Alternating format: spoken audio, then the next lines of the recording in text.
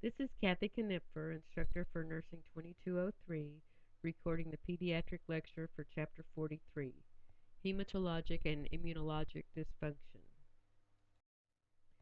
When assessing for hematologic and immunologic dysfunction, we would look at the complete blood count, we would take a history and perform a physical examination, we would take into consideration comments by the parent regarding a child's lack of energy. We would look at the food diary and assess for poor iron sources. We would assess for frequent infections or bleeding that's difficult to control. Anemia is the most common hematologic disorder of childhood.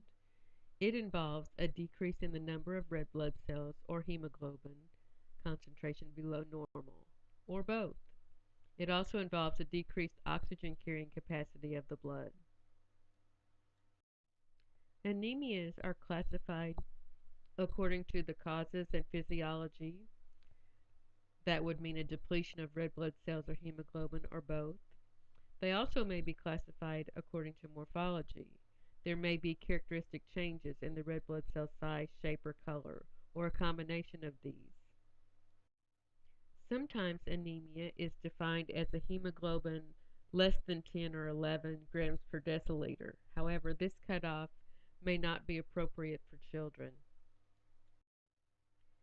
This diagram demonstrates the causes and the signs and symptoms of the anemias.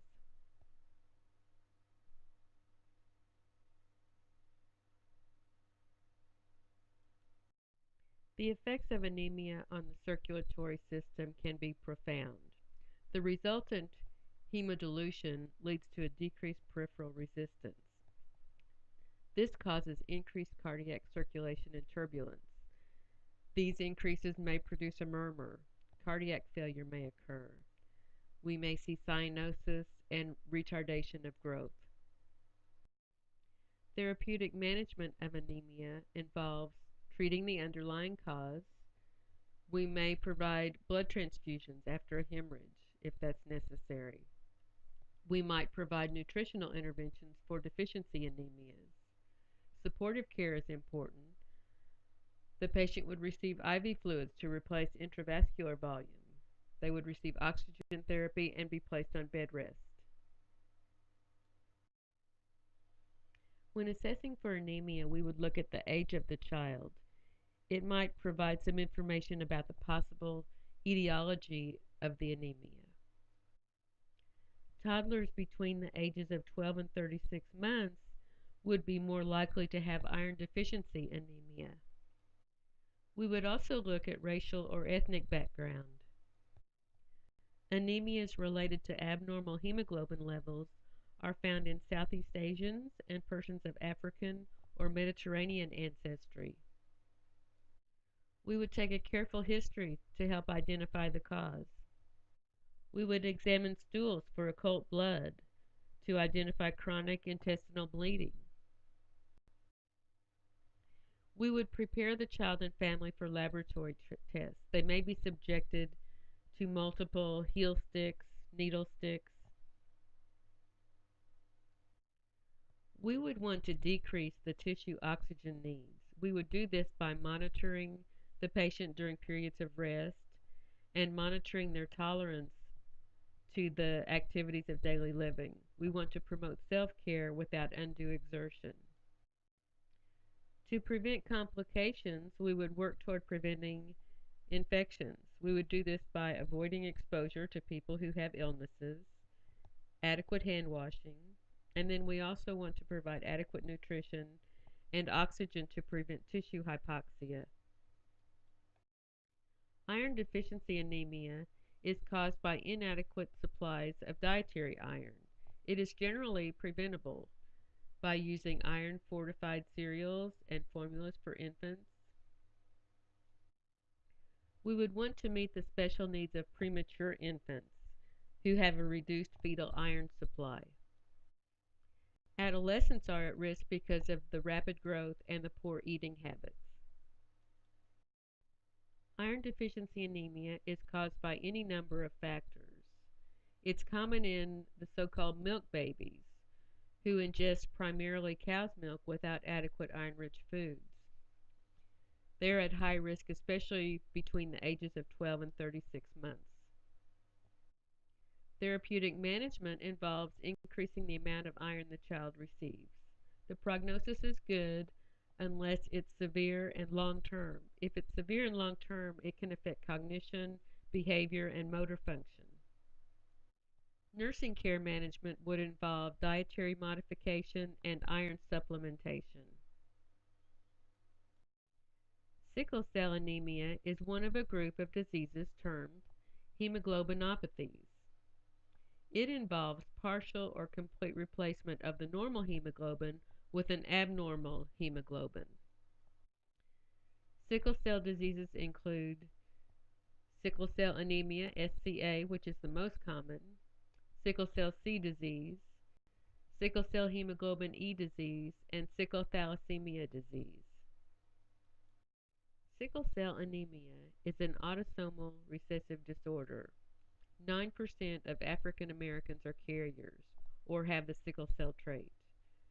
40% of Native Africans are carriers. If both parents have the trait, each of their children has a 25% chance of having the disease. The clinical features of sickle cell anemia include obstruction caused by the sickled red blood cells. You would also see vascular inflammation and increased red blood cell destruction. There would be abnormal adhesion, entanglement, and meshing of the rigid sickle-shaped cells.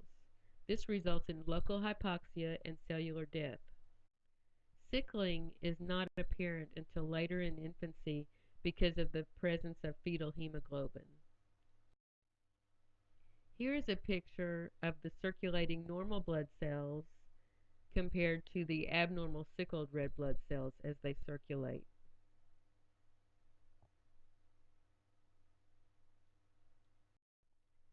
Factors that may precipitate a sickle cell crisis could be anything that increases the body's need for oxygen or alters transport of oxygen. It could be trauma, infection or fever, physical and emotional stress, increased blood viscosity that is caused by dehydration or hypoxia. Different types of crises may occur. They may be vaso-occlusive. They may be a sequestration crisis where the blood pools, usually in the spleen. This causes a decreased blood volume and possibly shock. An aplastic crisis where there's decreased red blood cell production, such as with a viral infection, or a hyperhemolytic crisis where the red blood cells are destroyed. Let's talk about the prognosis of sickle cell anemia. There is no cure, except possibly through a bone marrow transplantation. Care is supportive and focused on preventing the sickling episodes. These individuals have frequent bacterial infections because they're immunocompromised. Bacterial infection is the leading cause of death in young children with sickle cell disease. The usual lifespan is into the 5th decade. Therapeutic management of sickle cell crisis includes treating the medical emergencies that occur with the sickle cell crisis. We would promote rest to minimize energy loss, provide hydration through oral or IV therapy, replace electrolytes, pain management, replacing blood for the anemias, and antibiotics for infections. Therapeutic management of sickle cell crisis. The patient may possibly be on prophylactic antibiotics for 2 months to 5 years. It would be important to monitor reticulocyte count regularly to evaluate bone marrow function. And they may be given blood transfusions. If it's given early in a crisis, it may reduce the ischemia. We would educate the family and the child to seek early intervention for fever, give penicillin as ordered, and how to recognize signs and symptoms of splenic sequestration, because that may require life-saving splenectomies. We would provide supportive therapies during the crisis and meet the psychosocial needs of the family. Thalassemia or Cooley anemia is a common genetic disorder.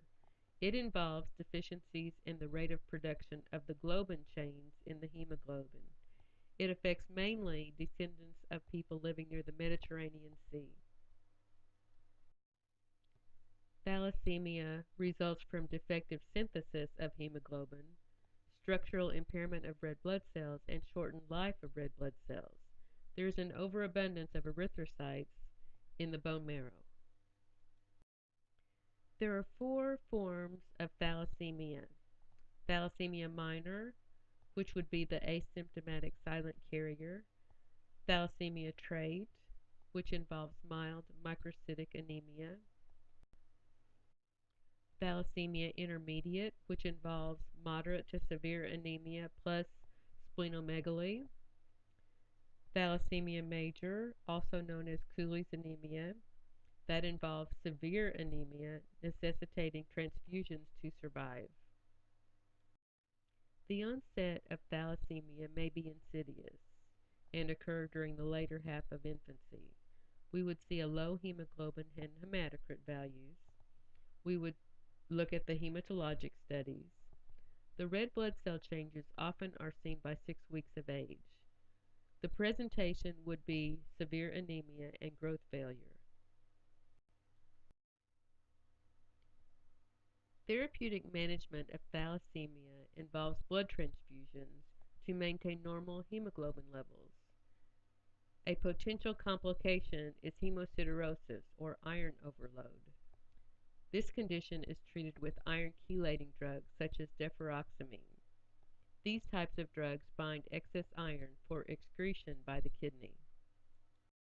Prognosis of thalassemia. These individuals would be expected to live well into adulthood with proper clinical management. Common causes of death include heart disease, post-splenectomy sepsis, multiple organ failure. Bone marrow transplantation is a potential cure. Care management of thalassemia involves promoting compliance with transfusion and chelation therapy. It also involves assisting the child in coping with anxiety-provoking treatments. We would also want to foster the child's and family's adjustment to the chronic illness and observe for complications of multiple blood transfusions. Aplastic anemia can be described as pancytopenia, which is a simultaneous depression of all the formed elements of the blood. So you would see profound anemia, leukopenia, and thrombocytopenia. Hypoplastic anemia is characterized by a profound depression of red blood cells but normal white blood cells and platelets. The causes of aplastic anemia may be primary, also known as congenital, or secondary, which would be described as acquired. The diagnostic evaluation is made through a bone marrow examination. Therapeutic management includes immunosuppressive therapy and bone marrow transplantation. Nursing care is similar to that for leukemia. Defects in hemostasis. Clotting depends on three factors: vascular influence, role of platelets, and clotting factors. Hemophilia is a group of hereditary bleeding disorders that result from deficiencies of specific clotting factors. In 80% of these cases, the inheritable pattern is by an X-linked recessive gene. Identification of a specific factor deficiency allows for definitive treatment. Let's talk about the types of hemophilia. Hemophilia A is the classic hemophilia. It involves a deficiency of factor VIII. Hemophilia B is also known as the Christmas disease, and it's caused by deficiency of factor IX. Von Willebrand disease is caused by a deficiency of von Willebrand factor and factor VIII. Diagnosis of hemophilia would be based on a history of bleeding episodes. It might be overt prolonged bleeding, hemarthrosis, or ecchymoses. The practitioner would also look at X-linked inheritance and evaluate laboratory findings. The practitioner might see low levels of factor VIII, prolonged partial thromboplastin time. Platelet counts may be normal, parathormone levels may be normal, as well as fibrinogen levels. Therapeutic management of hemophilia would involve replacing the missing clotting factors. This would be done through aggressive replacement therapy with factor concentrate, along with home infusion. Patients with mild hemophilia may be treated with desmopressin. This would be administered IV or through a nasal spray. This increases the factor VIII activity. Aminocaproic acid may be included with mouth or trauma surgery. This prevents clot destruction. A dose of the factor concentrate is given first. Prognosis of hemophilia. Patients live near normal lives if they have mild to moderate hemophilia.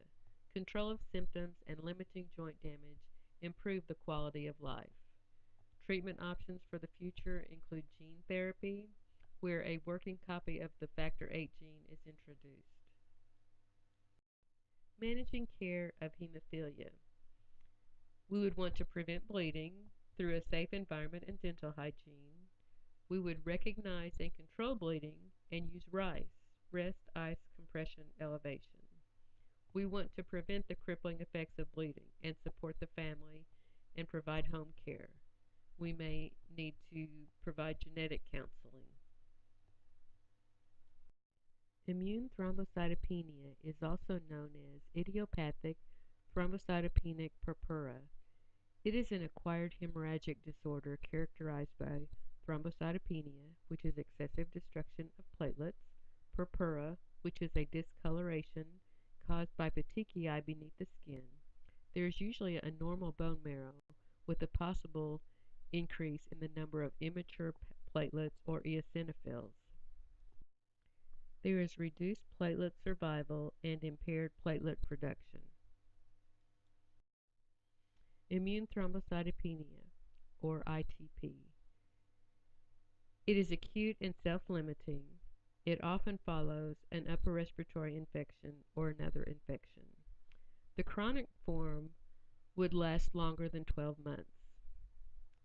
This individual may undergo splenectomy if not responsive to pharmacologic therapy.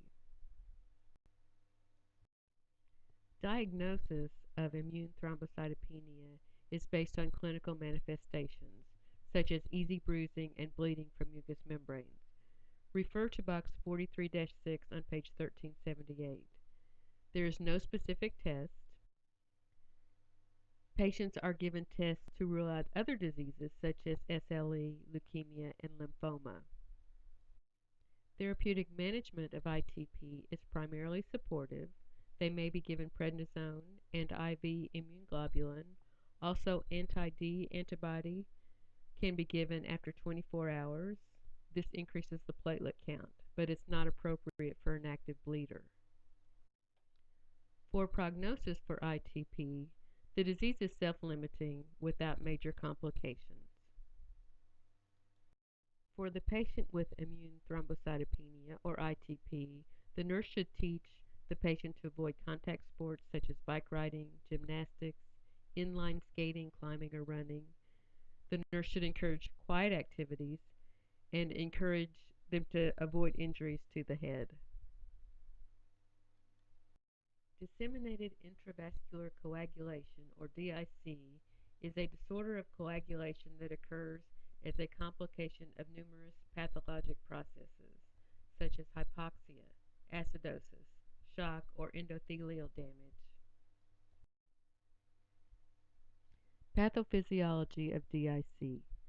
The first stage of the coagulation process is abnormally stimulated. Excessive amounts of thrombin are generated. Fibrinogen is converted rapidly to fibrin with aggregation and destruction of platelets. Obstruction and eventual necrosis of tissue occur. This leads to extensive destruction of clotting factors, causing hemorrhage into vital organs. Additional complications may be damage or hemolysis of red blood cells. You also might hear it called hemolysis. Therapeutic management of DIC includes early recognition, control of the underlying or initiating cause, platelet or fresh frozen plasma transfusion, exchange transfusion in the newborn, IV heparin to inhibit thrombin formation for those not responding to treatment of underlying disease or replacement of coagulation factors in platelets. Refer to box 43-A on page 1379. Epistaxis or nosebleed. Isolated and transient epistaxis is common in childhood. Recurrent or severe episodes may indicate underlying disease, such as vascular abnormalities, leukemia, thrombocytopenia, clotting factor deficiency diseases such as von Willebrand disease and hemophilia. When epistaxis occurs, the nurse or parent should remain calm and keep the child calm. Bleeding usually stops within 10 minutes after nasal pressure. Have the child sit up and lean forward. Apply pressure to the soft lower part of the nose. You may need to apply ice or a cool cloth to the bridge of the nose along with inserting cotton or tissue in each nostril. Evaluate further if bleeding continues. Teaching includes recommending the use of a humidifier, teaching them not to pick their nose, and then using petroleum or water-soluble jelly in the nose.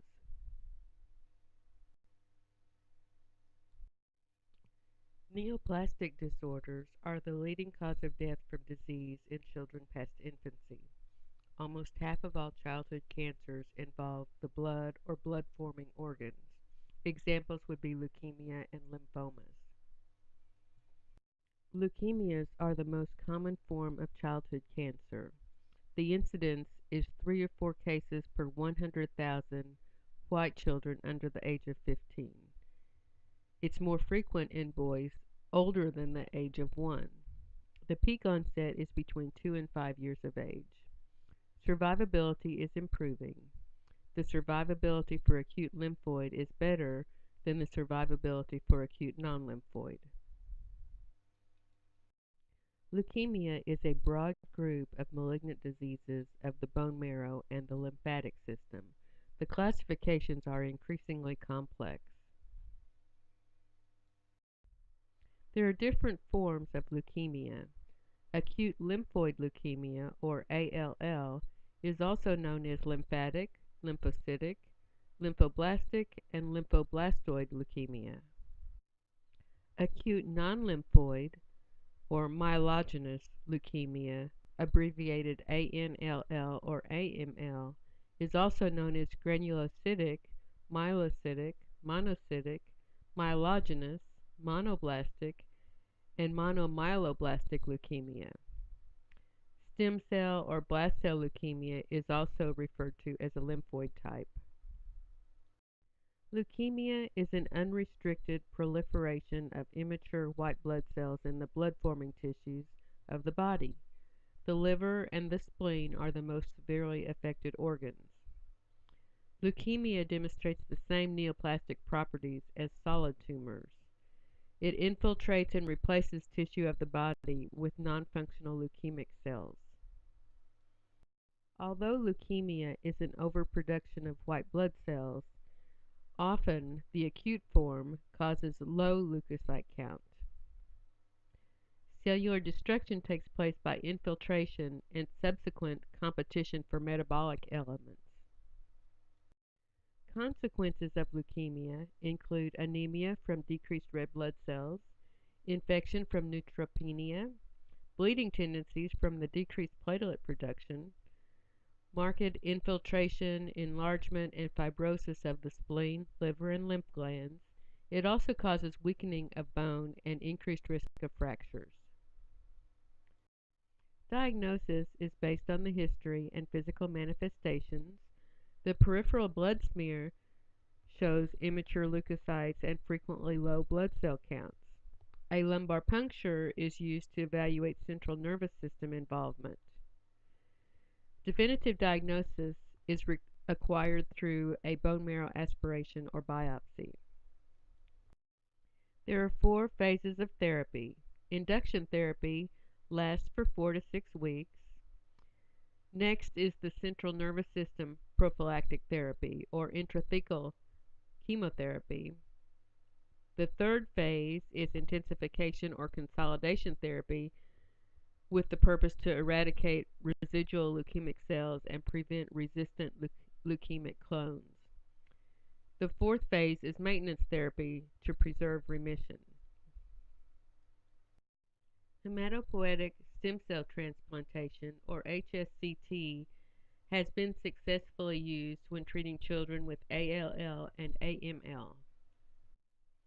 Donors may be relatives or non-relatives, and they may be antigen matched or mismatched.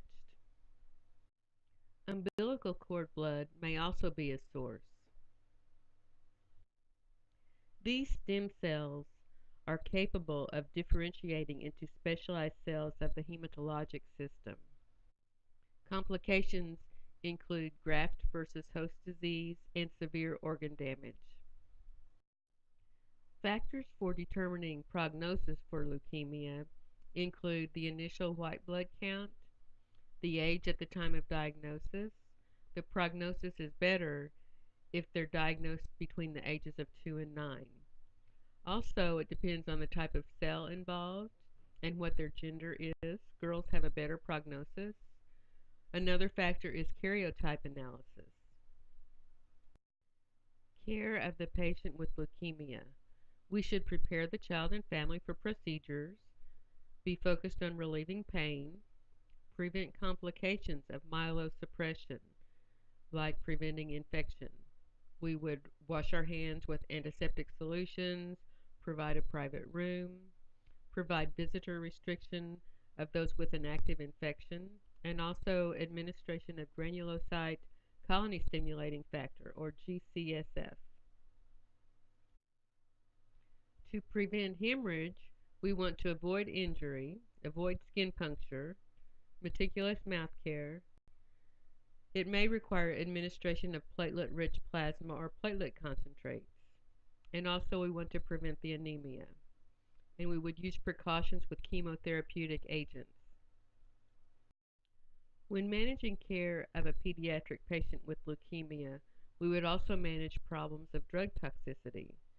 Symptoms would be nausea and vomiting, anorexia, mucosal ulceration, neuropathy, hemorrhagic cystitis, alopecia, mood changes, and moon face. Another group of malignancies is the lymphomas. The lymphomas are the third most common group of malignancies in children. The first type is Hodgkin lymphoma. It is more prevalent among children 15 to 19 years of age. The other type is the non-Hodgkin lymphoma, which is more prevalent among children less than 14 years of age. Hodgkin lymphoma is a neoplastic disease that originates in the lymph system. It primarily involves lymph nodes. It often metastasizes to the spleen, liver, bone marrow, lungs, and other tissues. It's most often a disease of adolescents and young adults. There are 4 types of Hodgkin lymphoma. Histologically, they can be described as lymphocytic predominance, nodular sclerosis, mixed cellularity, and lymphocytic depletion. Accurate staging is the basis for the treatment and prognosis. The Ann Arbor staging system is commonly used to classify Hodgkin lymphoma. Classification A is asymptomatic. Classification B consists of temperature above 38 degrees centigrade or higher for 3 consecutive days, night sweats, unexplained weight loss of 10% or more over the previous 6 months. Clinical manifestations of Hodgkin disease are enlarged cervical or supraclavicular lymphadenopathy, cough, abdominal discomfort, and anorexia. A lymph node biopsy is taken for diagnosis and staging. The biopsy would be assessed for the presence of the Reed-Sternberg cells, which are characteristic of Hodgkin's disease. Bone marrow aspiration is done with advanced disease, B symptoms, or disease recurrence. Therapeutic management of Hodgkin disease includes radiation and chemotherapy. The chemotherapy may be given alone or with radiation. The prognosis is that long-term survival is excellent. Managing their care includes preparation for diagnostic procedures, being aware of side effects of the chemo and irradiation. That could be fatigue and the possibility of infertility. We also would want to provide family support. Non-Hodgkin lymphoma occurs more frequently in children than Hodgkin lymphoma. The disease usually appears diffuse rather than nodular. The cell type is undifferentiated or poorly differentiated. Dissemination occurs early, often, and rapidly. Mediastinal involvement and invasion of meninges are common. Now let's talk about immunologic deficiency disorders, such as human immunodeficiency virus and acquired immunodeficiency syndrome, HIV and AIDS. The first AIDS cases in the pediatric population in the U.S. were identified in children born to HIV-infected mothers and in children who received blood products. As you know, it's caused by a retrovirus that infects the CD4 T cell. Clinical manifestations include lymphadenopathy, hepatosplenomegaly, oral candidiasis, chronic or recurrent diarrhea, failure to thrive, developmental delay, and parotitis. ELISA and Western blot are used for diagnosis. Therapeutic management includes early recognition, and improved treatment has greatly improved the prognosis. Teaching is very important. Severe combined immunodeficiency disease is a defect characterized by the absence of both humoral and cell-mediated immunity. There's a Swiss type, lymphopenic A-gammaglobulinemia, which is an autosomal recessive form. There's also an X-linked A-gammaglobulinemia. It is diagnosed through a history of recurrent severe infections from infancy, failure to thrive, laboratory findings such as a lack of lymphocytic response to antigens. It is life-threatening unless a compatible bone marrow donor is available. Wiskott-Aldrich Syndrome is characterized by thrombocytopenia, eczema. It's an immunodeficiency of selective functions of B lymphocytes and T lymphocytes. It is an X-linked recessive disorder.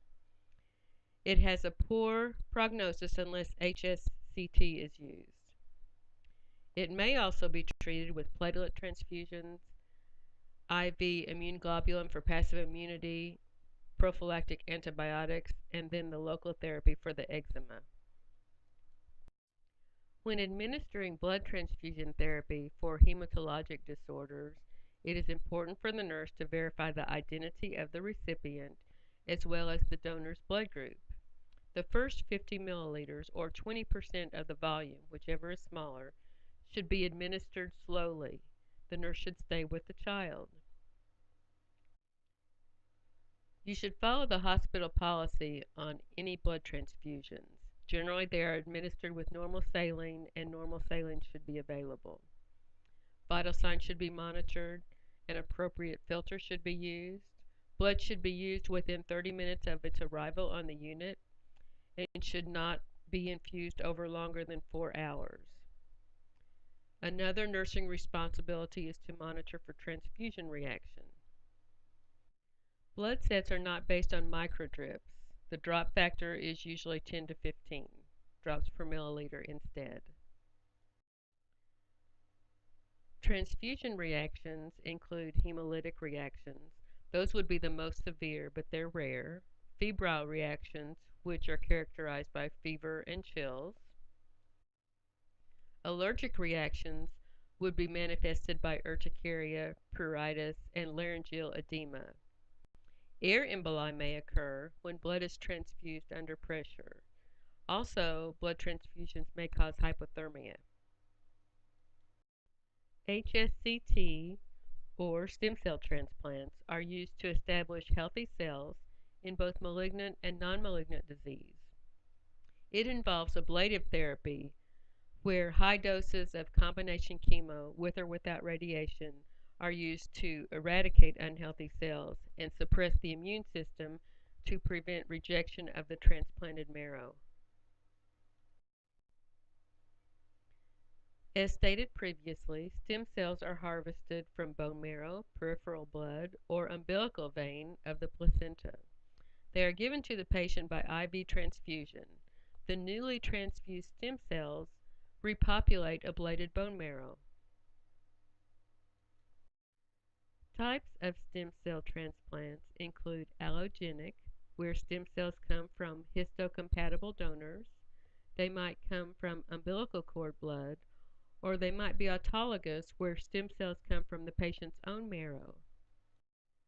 Peripheral stem cell transplants are collected by apheresis, which is removal of blood from an individual, and the blood is separated into its components. The stem cells are removed and the remainder is returned to the patient. The stem cells are then frozen until the patient is ready for them. Specially trained nurses perform this procedure.